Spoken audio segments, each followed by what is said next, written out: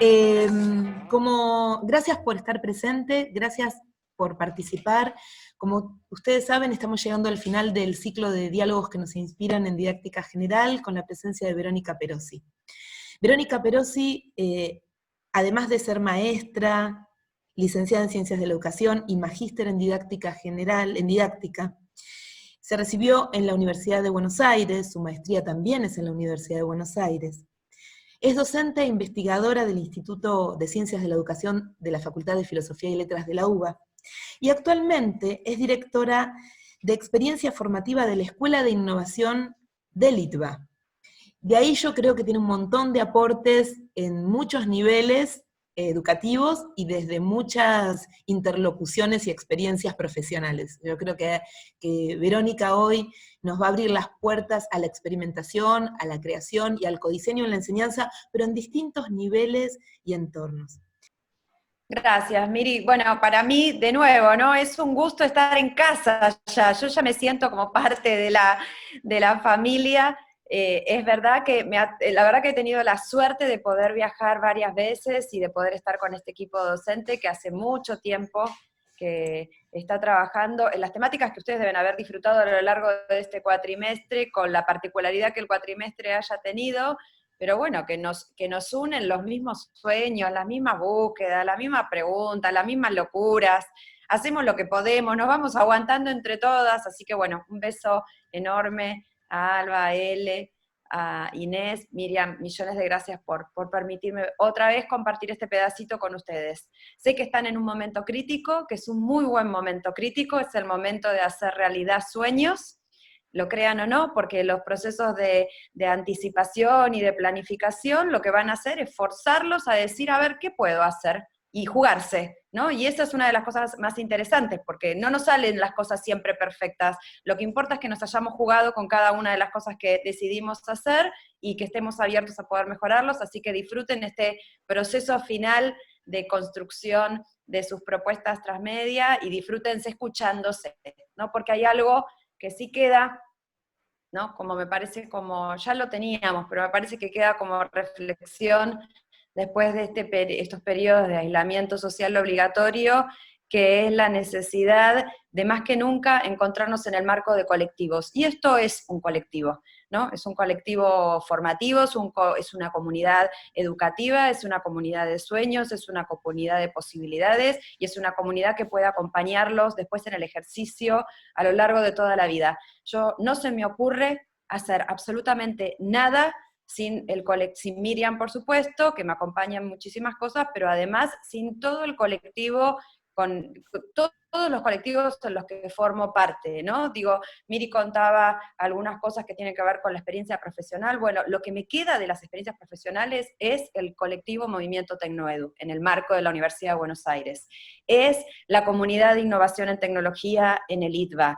Es el grupo de desarrollo en la Escuela Martin Buber, en el Crandon, en el Colegio de Caleta Olivia, en la red de transformar la escuela secundaria. Lo que queda es gente que convierte, ¿no?, lo que piensa en un proceso de enunciación y de trabajo con otros, y que lo comparte con generosidad, y en ese marco intenta construir mejores prácticas. O sea que aprovechen esta oportunidad, porque creo que la pandemia nos ayudó a darnos cuenta que nunca estamos tan solos como pensamos, y que los colectivos finalmente son los que nos permiten encontrar inspiración y encontrar fuerza para todas las locuras que están completamente motivados y motivadas a realizar a partir de ahora. Eso estoy segura que el equipo así estuvo trabajando con ustedes. Bueno, con Miri yo voy a poner más el foco en temas que tienen que ver con didáctica. Un poco Miri ya lo comentó, a mí me gustan mucho los temas de la enseñanza y me encuentro bastante involucrada en varios niveles educativos. Sé que ustedes tienen un interés particular por los estudios superiores, ¿no?, o por la educación secundaria, que tiene algunos otros, necesita como miradas que son específicas, Pero para este encuentro, y en el marco de lo que estamos viviendo, yo quise como volver a recuperar qué me está quedando a mí de toda esta experiencia. O sea, me está quedando la necesidad potente de sentirme acompañada y el honor de poder formar parte de varios colectivos, pero también me están quedando otras cosas. Y un poco la invitación del día de este rato, digamos, de esta mañana, tiene que ver con esto, con intentar construir entre todas, entre todos, qué nos está dejando la pandemia, que fue una situación social, ¿no? Cultural, histórica, completamente de época, global, que nos tocó vivir y traccionar como humanidad. Entonces intentar ver qué vamos a capitalizar, ¿no? Qué vamos a aprender, qué nos va a quedar como residuo cognitivo, entre comillas, residuo pedagógico de esta situación que nos tocó atravesar. Así que en ese plan estoy. Miri me dijo que son tímidos, y que son un poco tímidas y calladas. Bueno, no va conmigo esa onda, así que espero que puedan comentar, chatear, escribir, interrumpir, levantar la mano, lo que sea, lo que quieran hacer, y que esto sea lo más dialogado posible. Yo tengo una presentación, por supuesto tengo una presentación, la idea de la presentación es que sea un puntapié, pero lo más importante ya a esta altura del cuatrimestre para ustedes es la conversación. Por favor, les pido que liberen los dedos y la voz, y que sea lo más dialogado posible. Dibujar no vamos a dibujar, pero alguna otra cosa sí, alguna otra cosa vamos a hacer seguro. Bueno, voy a empezar a presentar. Miri me va a ayudar con el tiempo, porque ya sabe que tengo un problema con el tiempo. Soy muy larguera. Ahí voy a empezar a compartir. Díganme cuando ustedes están pudiendo ver. Bueno, el primer lugar en el que quiero entrar es esta remisión. Supongo que, cuando todas miramos esto, lo que estamos encontrando de alguna manera u otra es un aula, ¿no? Es un salón de clase. Como la revalorización del aula, ¿no? Durante tanto tiempo los educadores, las educadoras lidiábamos, ¿no? Con el sentido común, con los titulares de algunos diarios, con los comentarios, ¿no? Que todo el tiempo ponían en jaque el valor y la relevancia de las instituciones formadoras. ¿Cuántas veces nos pasó sentirnos incluso heridos en relación a los comentarios que se hacía de las propuestas, o de la escuela, o de la actualidad de las propuestas, o el sentido de las propuestas, o el valor de formar parte de la escuela? Y acá yo uso escuela en un sentido amplio, ¿sí? Escuela para mí quiere decir muchas cosas, quiere decir universidad, quiere decir educación formal en cualquiera de sus ámbitos, no necesariamente escuela en sentido estricto, pero quiero volver al valor del aula. Una de las cosas que nos pasó es que la pandemia nos volvió a poner en una actitud, si ustedes quieren, puede llegar a ser nostálgica, o de añoranza, o de deseo a volver a esa institución. Y cada una de nosotras, cada uno de nosotros manifestó de distintas maneras esa añoranza, ¿no? Muchas veces los chicos, las chicas decían, quiero volver a la escuela, y volver a la escuela quería decir volver, o quiere decir volver a la instancia de recreo, al trabajo en grupo, a las charlas después de la salida mientras vas caminando y volvés a tu casa, al ver a sus compañeros, a sus compañeras, también a la situación de diálogo con algún docente en un pasillo, ese docente que te está mirando y que te está siguiendo, o alguna situación incluso de clase, ¿no? Volver a decir, bueno, tengo ganas de escuchar a mi docente que me explique tal cosa o tal otra. O sea, hubo una nueva sensación de decir, añoro la escuela, ¿no? Yo ayer contaba que yo extraño, por ejemplo, quedar toda manchada de tiza. Y eso que cada vez estamos como más mediados con tecnologías, pero extraño tener la tiza en la mano. Hace mucho que no tengo la tiza en la mano. Esta situación de añoranza, o de deseo de volver, o de necesidad de volver a dotar de sentido nuestra presencia física en estos espacios, creo que nos invita también a preguntarnos para qué queremos volver, y a qué queremos volver, y cuál es la escena que queremos construir. Entonces, esta es la primera imagen que yo les propongo, pero yo voy a ir avanzando en relación con algunas cuestiones. Lo que me gustaría pedirles es que ustedes, a lo largo de la presentación, vayan completando este Padlet, ¿sí? Ahora lo voy a poner en el chat, denme un segundo. A ver, último. La idea es que ustedes puedan, a lo largo de la conversación, en el momento que lo deseen y las veces que lo deseen, buscar una imagen, podría ser una fotografía propia o que hayan buscado, o si no puede ser una palabra, ¿está bien? No necesariamente tiene que ser una imagen, en donde ustedes empiecen a dotar de sentido esta idea de volver a habitar el aula, de que la institución educativa nos vuelva a cobijar o nos vuelva a alojar en el marco del encuentro presencial. Entonces, parte de la propuesta tiene que ver con esto, o sea, cómo nosotros hoy vamos a volver a encontrar sentidos a este volver, ¿no? Yo empiezo con un aula que está vacía, con una imagen de un aula que está vacía, que genera cierto deseo de regreso, ¿no? Y de añoranza. La pregunta es, a esta imagen o a esta institución, bueno, ¿a qué exactamente queremos volver? Y lo que les pido es entonces que a lo largo de la charla, en el Padlet, en el momento que quieran y todas las veces que quieran, suban alguna imagen o alguna palabra que les resulte a ustedes importante o significativa. Y ahora sí empiezo. Hay algo que tiene que ver con desde dónde me paro, que voy a intentar hacerlo rápido, voy a empezar a mirar el reloj, que es temas que yo venía trabajando, ¿no? Que venía como compartiendo con este equipo también, que lo veníamos viendo, que tenían que ver fundamentalmente con algunas cuestiones vinculadas a maneras de pensar los procesos de transformación de la enseñanza, que es un tema que me preocupa hace mucho tiempo, ¿no? Hace ya unos años que estoy pensando los procesos de hackeo o de revisión o de recreación de las prácticas de la enseñanza, en parte porque creo que ese debería ser nuestro estado permanente. Yo suelo decir un estado beta permanente en educación, que el estado beta es un estado permanente de prototipado y de rediseño, pero además de pensar que es nuestro estado ideal, me interesa como marca de época, ¿sí? Esta idea que se empezó a instalar hace algunos años, que es que en todas las escuelas no tienen que ser iguales, todas las universidades no tienen que ser iguales, todas las propuestas educativas no deben ser iguales. Hay algo que la propuesta pedagógica y la propuesta didáctica tiene que reflejar en relación a una visión, a un proyecto, a una mirada sobre el conocimiento, a una mirada sobre el aprendizaje y a una forma de interpelar al estudiantado. Entonces cada vez más es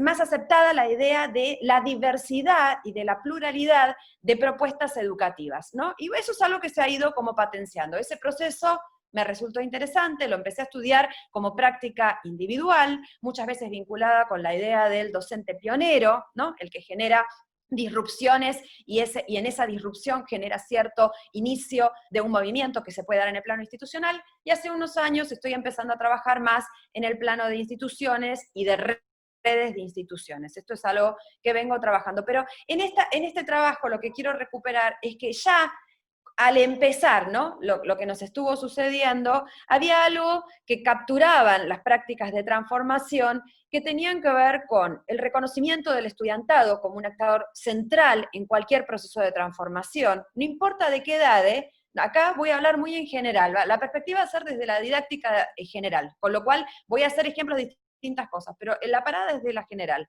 Cuando nosotros mirábamos procesos transformadores, los procesos transformadores interpelan al estudiantado. Interpelar al estudiantado en términos individuales y colectivos no significa solamente direccionar la propuesta hacia ellos, sino que significa, sobre todo, darles un lugar central en el diseño de esa propuesta. Es decir, que la interpelación es una interpelación a la construcción de una práctica colectiva, desde ese lugar, y a un lugar en donde la práctica colectiva involucra un proceso de toma de decisión, involucra definir cosas, definir currículum, definir prácticas, definir experiencia, definir criterios de valoración de esa experiencia, definir formatos de documentación, etcétera, etcétera. Y esa práctica transformadora en términos educativos, bueno, se vuelve pública, se vuelve en permanente estado de revisión, se vuelve generosa porque es contada, es relatada, y se vuelve orgullosa porque hay un colectivo orgulloso de las prácticas que está desplegando, no porque son las mejores, sino porque están siempre en proceso de construcción y de transformación. Entonces, no es solo el reconocimiento del estudiante, por eso tomé Jackson, no es solo el reconocimiento del otro estudiante, es el albergar, abrazar completamente el lugar del estudiante en el marco de la propuesta pedagógica y didáctica. Una segunda cuestión es que muchas de las instituciones que trabajaban ya en procesos de transformación, y estoy pensando en cosas re concretas, ¿no? Las chicas que ya me conocen, que vengo trabajando estos temas, seguro se están acordando de ejemplos que alguna vez di, de escuelas de educación secundaria, de universidades, de escuela de educación primaria de nuestro país. Son escuelas ruidosas, escuelas o instituciones, ¿está bien? Ruidosas. ¿Qué quiere decir ruidosas? Ruidosas es porque hay mucha gente haciendo cosas, no necesariamente lo mismo, pero además mucha gente compartiendo. Hay muchas perspectivas que se ponen en juego. Eso parte tiene que ver con el primer punto, con la idea de un diseño colegiado, de un diseño colectivo. Pero además hay una suerte de confianza en el proceso de trabajo con otros cercanos y otros lejanos. La mayoría de las instituciones, de las profesoras, de los profesores, que hackean prácticas, en general están, no, la mayoría, y podría decir casi el 100%, desde un punto de vista de la investigación, no lo hacen en soledad, lo hacen en el marco de otras tramas, de otros grupos, de otros colectivos, de otras redes, de otras instituciones. Entienden que es constitutivo del proceso de transformación, no solo el proceso colectivo en términos del rediseño con una comunidad en la que se contextualiza la práctica, sino también con la documentación, la reconstrucción y el hecho de relatar, de contar lo que estás haciendo con otras instituciones que trabajan en la misma línea. Esto ha generado, en términos de en nuestro país, ha generado procesos de institucionalización de prácticas que hackean el sistema educativo.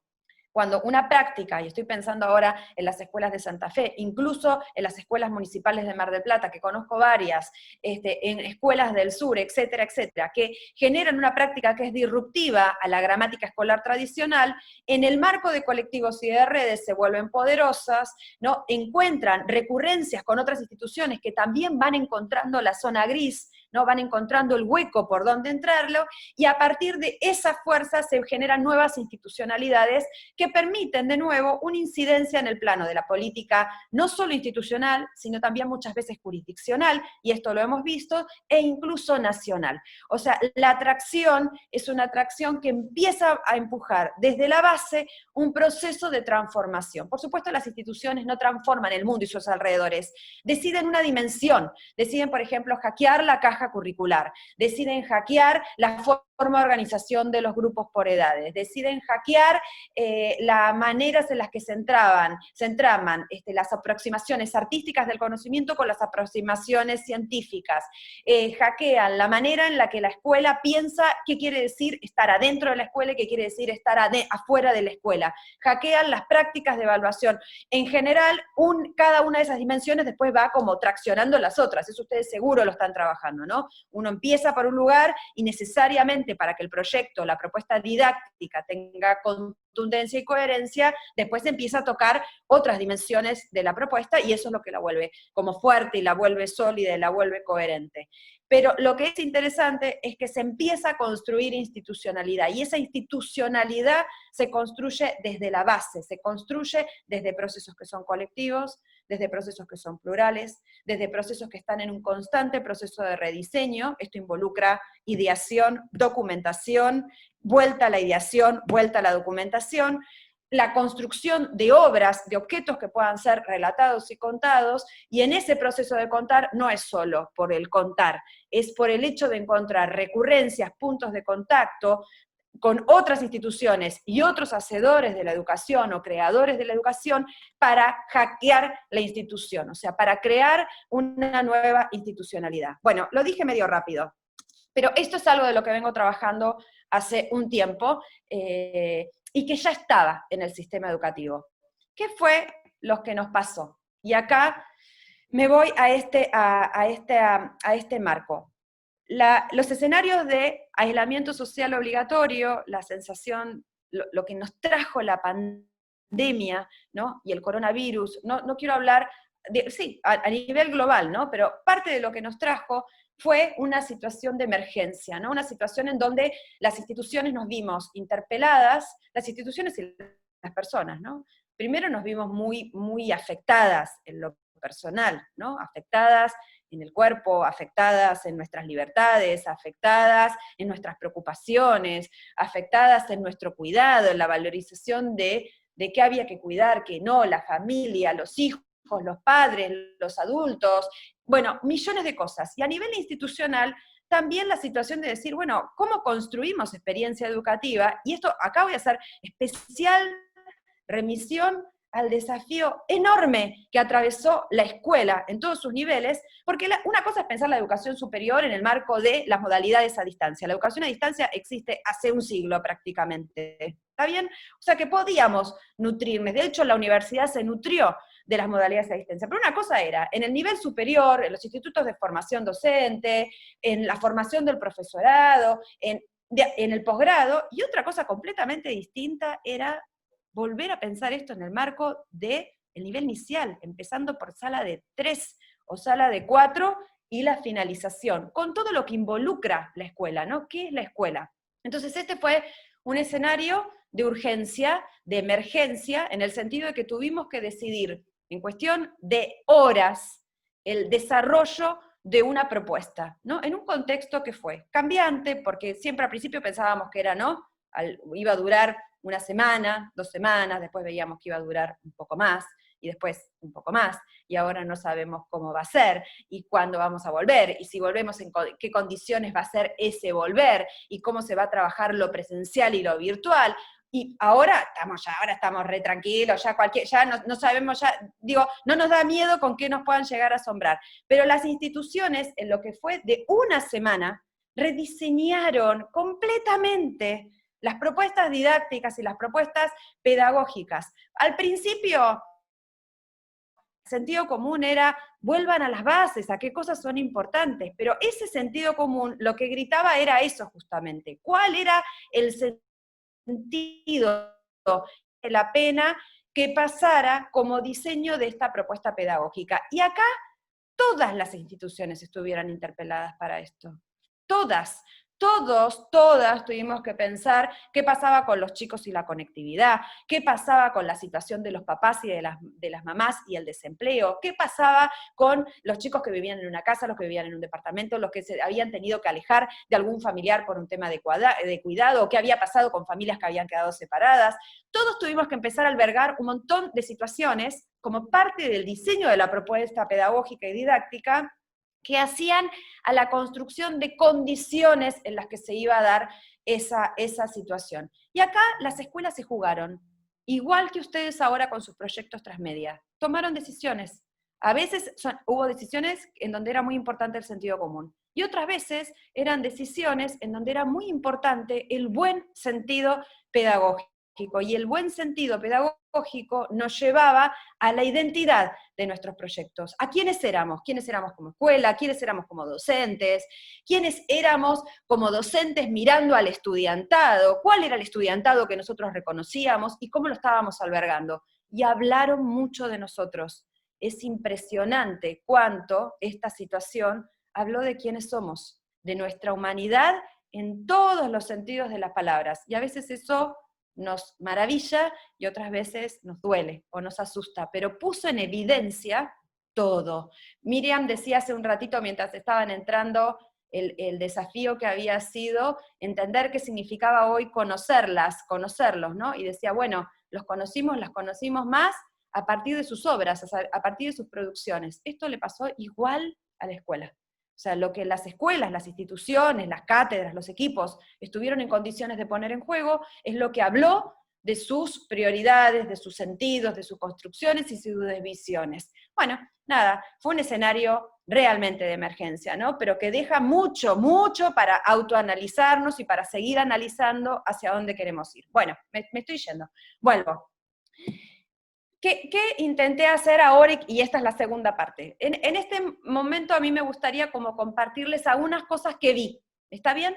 No sé si son ideales, tampoco me interesa. Son cosas que a mí me inspiraron de alguna manera, que me asombraron, que me conmovieron, diría Miriam, ¿no? En el mejor sentido de la palabra conmover. O sea, que dijeron, acá hay algo de ese sentido y de esa construcción pedagógica que estuvo recuperado y que estuvo planteado. Hay algo de lo que queremos que siempre pase. ¿Por qué no pasaba antes? ¿Por qué se dejó de pasar? ¿Por qué? ¿Qué pase? Bueno, y voy a intentar recuperar cosas de ese estilo. Voy a tomar algunas experiencias que para mí resultaron interesantes desde el punto de vista de cómo se constituyó, cómo se creó experiencia didáctica en el marco de estas nuevas conformaciones que se dieron, en donde no era del todo modalidad presencial, aunque hubo mucha presencialización de la virtualidad, no era de todo virtualidad porque teníamos escenarios diversos, teníamos estudiantes con situaciones vinculadas a la conectividad que era diversa, o sea que había que alojar distintas prácticas, no era del todo educación a distancia, esto es otra cosa.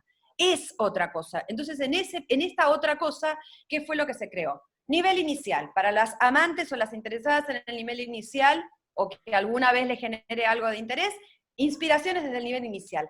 En este caso, lo que quiero compartir con ustedes es maneras de conceptualizar los encuentros sincrónicos. Los encuentros sincrónicos son los Zoom, los Webex, no sé, los Hangouts, los Skype, lo que sea. Lo que sea que se haya podido generar como propuesta de encuentro sincrónico, o sea, todos conectados al mismo tiempo. Muchas escuelas, no quiero decir todas, pero muchas escuelas generaron desde el nivel inicial experiencias de sincronía, ¿no? ¿Por qué? Porque lo que era importante era construir comunidad educativa, era generar la situación de que podíamos estar en nuestras casas, pero seguíamos siendo escuela. Entonces, por eso era importante la situación de encuentro en estos sincrónicos. En estos sincrónicos encontramos algunas tematizaciones del sentido del encuentro, ¿sí? Los encuentros no duraban 8 horas, ni 6, ni 3, y el nivel inicial quizás eran 20 minutos, ¿sí? Pero tenían que ser 20 minutos brillantes, excelentes, terriblemente poderosos, porque no se, digamos, por el tipo justamente de mediación y de impacto de mediación tecnológica en la situación pedagógica que se está dando. Algunos de esos encuentros tuvieron que ver con las expresiones culturales. ¿Esto qué tuvo que ver? El uso de la literatura, el uso, dije, a propósito, pero es el canal de la literatura, del drama o del teatro, de la música, del trabajo con los títeres, por ejemplo, con objetos que nos permiten aproximaciones a escenarios culturales. El encuentro centrado en un espacio de goce de la cultura. El nivel inicial trabaja mucho en esta línea. Las maestras leen, y todos nosotros nos quedaríamos fascinados escuchándolas por horas leer. Leen, actúan, simulan, usan la voz, usan el cuerpo. Entonces, algunos de los encuentros maravillosos en el nivel inicial, maravillosos, de esos 20 minutos geniales, tenían que ver con una construcción didáctica basado en esto, en la expresión cultural y el trabajo de la expresión cultural. En este marco, quiero solo marcar esto, estas expresiones muchas veces involucraban colectivos muy grandes. No se trataba de grupos chiquitos, ni de a uno, ni de a tres, ni de a dos. Podían ser grupos con 60 chicos, 60 chicas, ¿sí? Todos vinculados a una escena en donde la maestra o el maestro lideraba, de alguna manera, una experiencia de expresión cultural y la motorizaba. Un tipo de encuentro, la cultura. Otro tipo de encuentros, también interesantes, tenían que ver con las dinámicas vinculadas con el juego. Vinculadas con el juego para poder trabajar con fuerza áreas curriculares, matemática, lengua, contenidos de ciencias naturales, contenidos de ciencias sociales, y ahí sí quizás con conformaciones de grupos más pequeños, pero que el juego, la situación lúdica, la gamificación de toda la escena de encuentro, era la que invitaba a trabajar un contenido de un área curricular. O sea, juguemos para poder trabajar con letras, juguemos para poder trabajar con sonidos, juguemos para poder trabajar con numeración, con familias de números, etcétera, etcétera. Entonces, como el escenario estaba centrado y vinculado a una dinámica de juego, con sus lógicas y con sus reglas, ¿no? Encuentros en donde lo central tenía que ver con el vínculo, y ahí sí, quizás el encuentro era 1 a 1, la docente o el docente con 2 o 3 estudiantes, o en pequeños grupos, o en grupos que rotaban, o a veces de una manera, a veces de otra, pero en donde lo que importaba ahí no era ni el área curricular, ni el juego, ni la expresión cultural, ni la literatura. Lo que importaba era preguntar, ¿cómo estás? ¿Y cómo la estás pasando? ¿Y qué estuviste haciendo? ¿Y a qué hora te levantás? No dando por sentado que había que levantarse a las 8 de la mañana, que nadie se levanta a las 8 de la mañana en cuarentena, porque uno en general está trabajando hasta las 2 de la mañana. Entonces, en esta situación era reconocer cuál era la realidad. y preguntarles, nombrarlos, nombrarlas, y entender qué era lo que les estaba pasando. En estos famosos encuentros, para mí, uno de los maravillosos fueron los encuentros en pijama, ¿no? Nos encontramos a la mañana en pijama y desayunamos juntos, y mientras me contás qué estás comiendo y qué te hiciste, y mamá y papá que ahora se levantaron, y tus hermanitos qué están haciendo, y que me cuentes qué es lo que te está pasando, cómo lo estás viviendo, y nombrarnos, saber quiénes estamos conectados y quiénes estamos en esa escena.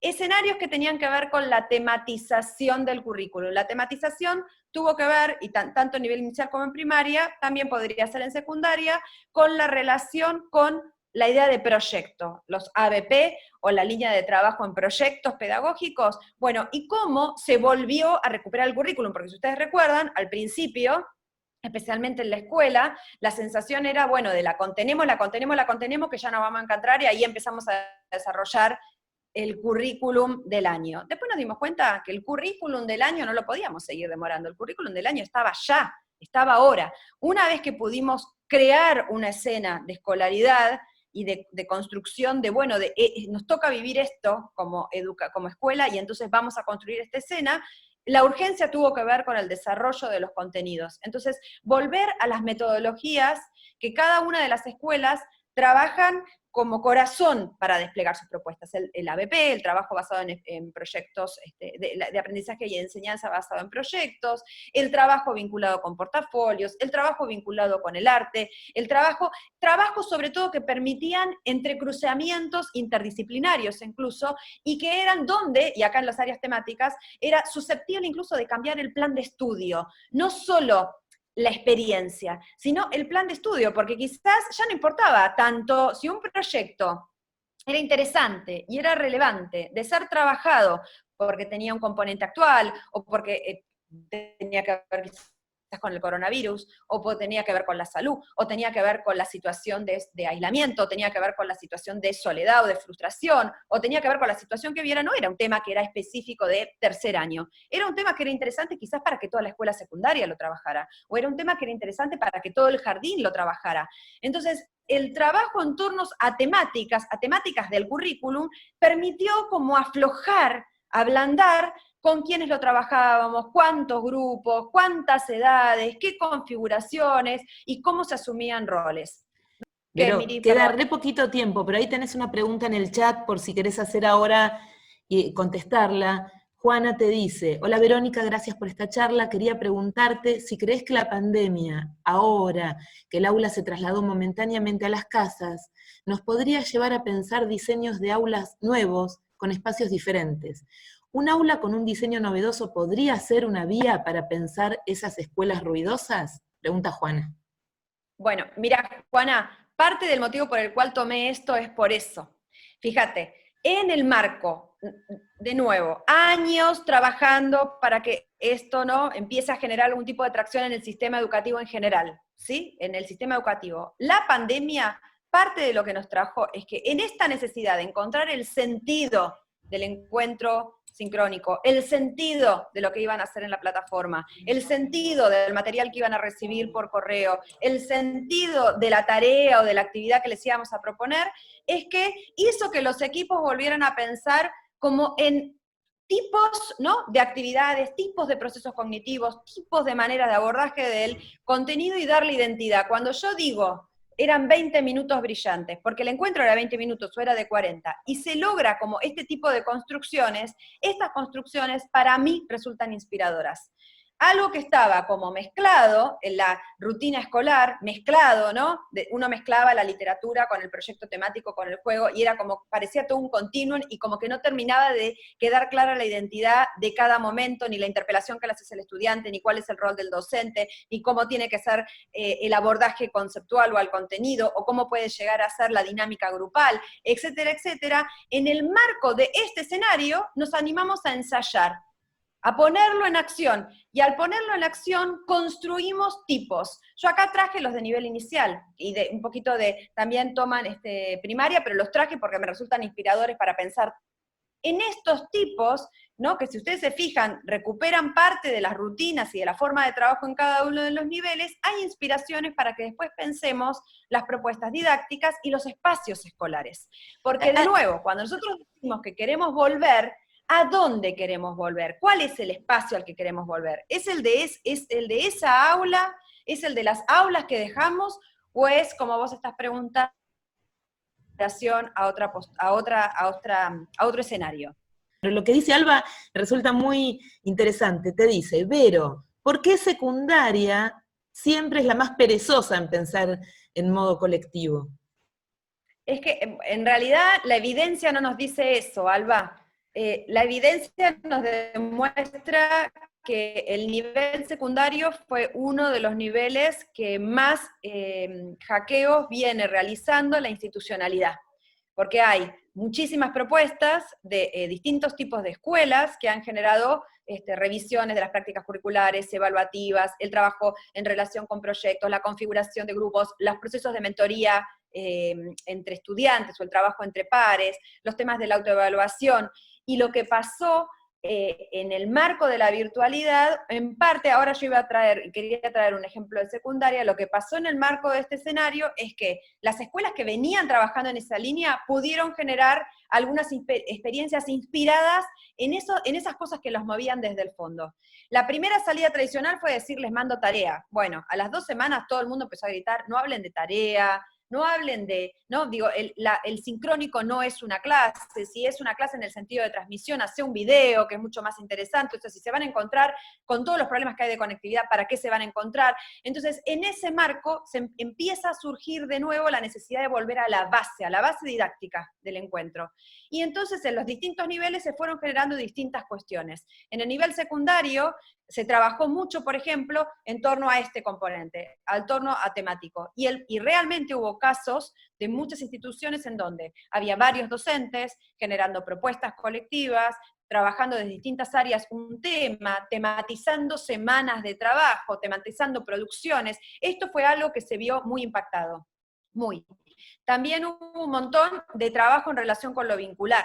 Muchísimo, que no tenía que ver con la clásica tutoría. Mucho trabajo de las instituciones educativas, por el grupo etario en particular, de saber qué les estaba pasando a los chicos y a las chicas, adolescentes, preadolescentes, que muchos manifestaron que la estaban pasando mal. Entonces, cuando nosotros miramos el escenario, lo que vamos recuperando es que en realidad no, lo que pasaron fueron un montón de construcciones emergentes, ¿no? Y esto es quizás un poco lo que quería como traer en esta primera parte. La emergencia no fue solamente de urgencia, fue la emergencia en el sentido del surgimiento de nuevas seguridades didácticas, de nuevas certezas didácticas vinculadas a cuándo vale la pena el encuentro y cuándo vale la pena un tipo determinado de intervención. Entonces, bueno, nada. Miri, ¿puedo seguir un poco más o no? Yo diría que ya vayas redondeando, Vero. Bueno, cierro este tema.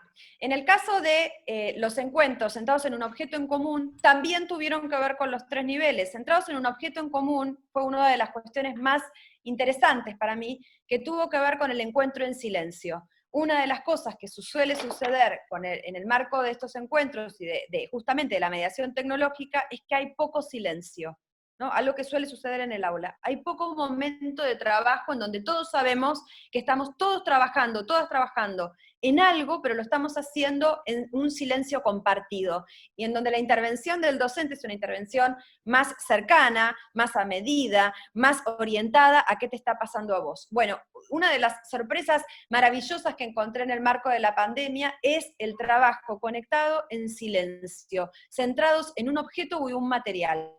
En este caso, estos ejemplos tienen que ver con nivel inicial, pero también en secundaria, también en primaria y también en educación superior. O sea, el encuentro no siempre tiene que estar lleno de palabra.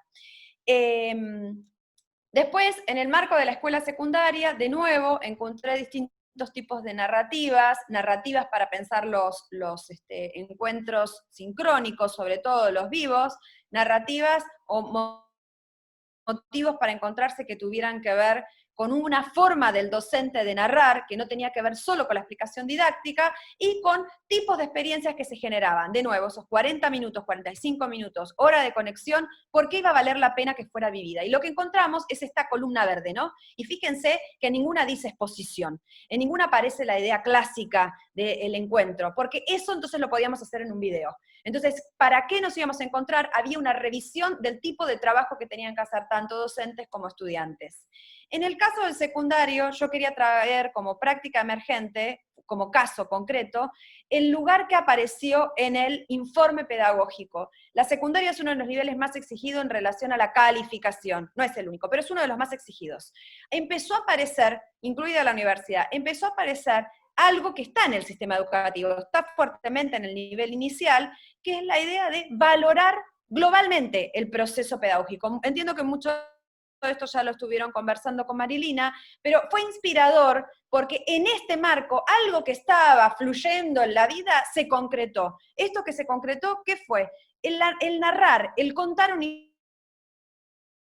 historia, el interpelar al estudiante, el trabajar en ese proceso, un montón de otras cuestiones que no solo tienen que ver con la retención y el manejo de determinados conocimientos o paradigmas o estrategias o metodologías. Hubo una interpelación a otro sentido, y esto fue inspirador, y esto pasó en la escuela secundaria, y pasó en general en la escuela secundaria. Yo no sé si tengo ganas de volver a lo otro, ¿no? Digo, esto, de nuevo, es de la pedagogía de hace muchos años, pero se puso en ejercicio en este marco de la emergencia. Entonces, y voy a cortar quizás acá, Miri, y en tal caso después hablamos un poquito y vemos cómo seguimos.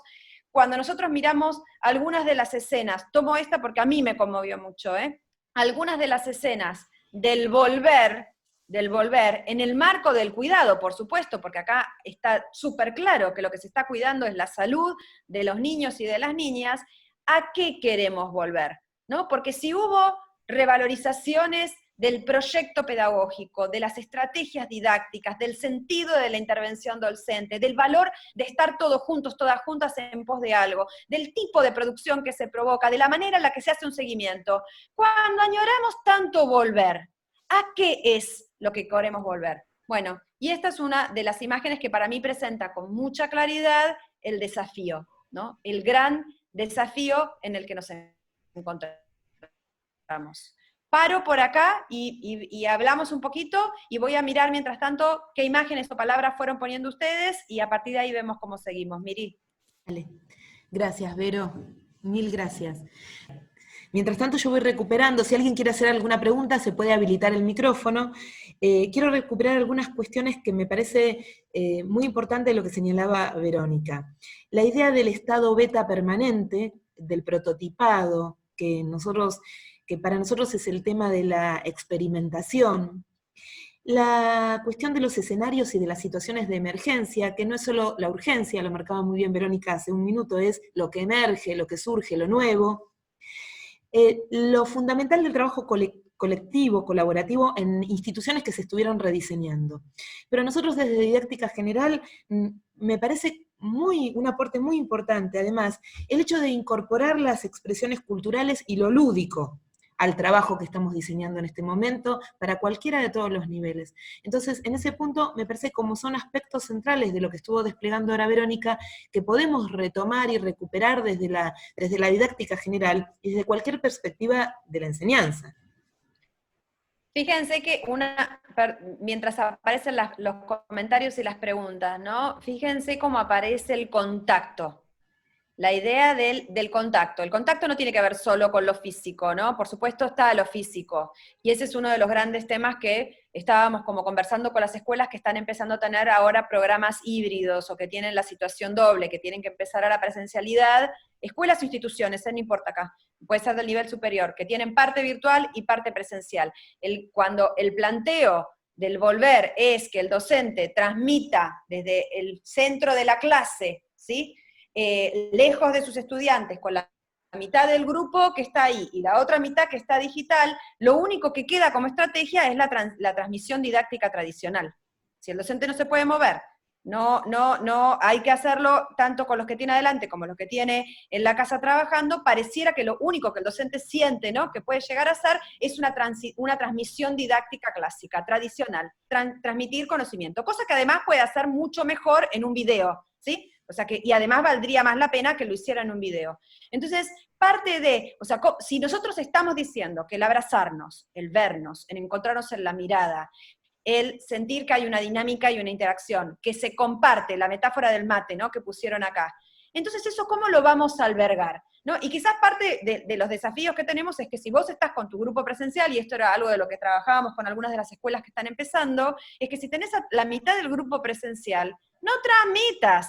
Mirá a las 10 personas, a las 12 personas, a las 15 personas que tenías adelante, y no transmitas con los que están en la casa, que van a venir otro día o que van a hacer otro día, haces otra cosa, y no necesariamente la situación de estar todos juntos significa que esté todo el grupo junto. Entonces, de nuevo, empiezan a aparecer, parece como una pavada, pero ahí es donde empieza a aparecer el límite que hay que quebrar entre lo clásico y lo que realmente nos transformó. Acá aparece mucho la idea de transformación. Bueno, lo emergente, de lo emergente, ¿aprendimos algo? De esto que aprendimos, ¿realmente nos transformamos? Pues está claro que estamos impactados, ¿no? Impactados estamos, alguna huella dejó. El tema ahora, la gran cuestión es cuál fue esa huella que dejó y qué vamos a hacer para volver a construir institucionalidad, ¿no? Porque hay una enorme invitación a volver a entender entonces cuál es el sentido del encuentro, cuál es el sentido del trabajo mediado, cuál es el sentido de la tecnología, cuál es el sentido de la red, cuál es el sentido de la trama, cuál es el sentido de la producción y del colectivo, pero digamos que en esta añoranza eso no se nos vuelva a diluir en prácticas clásicas, que es el riesgo en el que estamos, ¿eh? Es el riesgo en el que estamos, es la salida más rápida esa, ¿eh? Y es exactamente ahí en el riesgo que estamos.